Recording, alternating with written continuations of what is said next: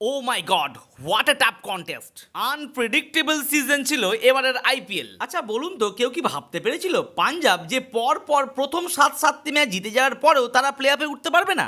ওফ, ultimately 4 play অফের team আমরা পেয়ে গেলাম। খেল হতো আইসা, শেষ ম্যাচ পর্যন্ত জানাই যাচ্ছিল না যে কে কে থাকবে টপ 4-এ।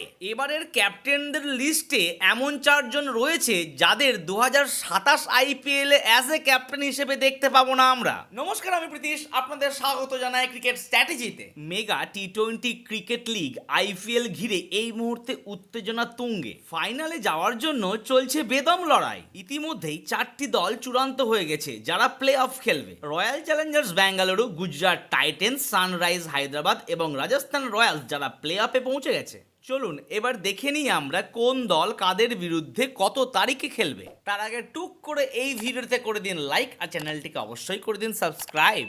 লিগ টেবিলে 18 পয়েন্ট পেয়ে সবার প্রথমে রয়েছে আরসিবি, আর তারপরে দ্বিতীয় স্থানে রয়েছে গুজরাট, আর তৃতীয় স্থানে রয়েছে হায়দ্রাবাদ। যদিও তাদের সংগ্রহ সেই 18 পয়েন্টই, তবে নেট রান রেটে এগিয়ে থাকার সুবাদে 1 নম্বরে রয়েছে কিং কোহলির দল।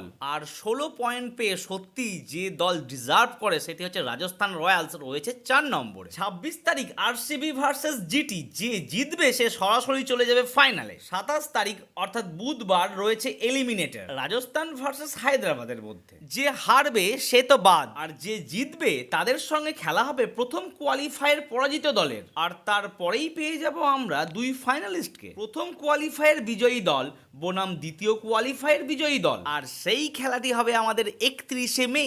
তো বন্ধুরা, আপনারা এই 4 দলের মধ্যে কাকে বেছে নিচ্ছেন যে এবারের আইপিএল চ্যাম্পিয়ন হবে? চলুন এবার আলোচনা করব ওই বাদ পড়া 4 ক্যাপ্টেনকে নিয়ে। আই থিঙ্ক হার্দিক পান্ডিয়া যে মুম্বাই ইন্ডিয়ান্সের ক্যাপ্টেন থাকতে পারবে না সেটা কিন্তু তারা চোখে আঙুল দিয়ে দেখিয়ে দিয়েছে আমাদের। আর কেনই বা রাখবে বলুন তো? লাস্ট 39টা ম্যাচের মধ্যে 15টাতে সে মাত্র জিতেছে, আর তার পারফরমেন্স তো পাতে দেওয়ার যোগ্য নয়। দ্বিতীয় ক্যাপ্টেন অবশ্যই লখনৌর সুপার জায়ান্টের ঋষভ পান্থ। আপনাদের কি মনে হচ্ছে সঞ্জীব গোয়েঙ্কা এখনো তার পারফরমেন্সের এই অবস্থা থেকে রেখে দেবে ঋষভ পান্থের ক্যাপ্টেন?